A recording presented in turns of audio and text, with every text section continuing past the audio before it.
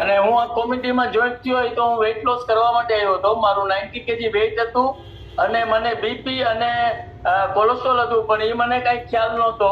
મને બીપી તો 1 મહિના દિવસમાં નોર્મલ થઈ ગયું, ડોક્ટરના કહેવાથી એની ટેબ્લેટો બંધ થઈ ગઈ, અને કોલેસ્ટ્રોલ મને 3 મહિનામાં હાવ નોર્મલ થઈ ગયું, અને ડોક્ટરના કહેવાથી એની પણ મેડિસિન બંધ થઈ ગઈ છે. અને મારો વેઇટ 18 કિલો જેવો મેં લોસ કર્યો છે. અને મારી એજ બધા 50 વર્ષ કહે છે, પણ હું 65 યર્સનો છું.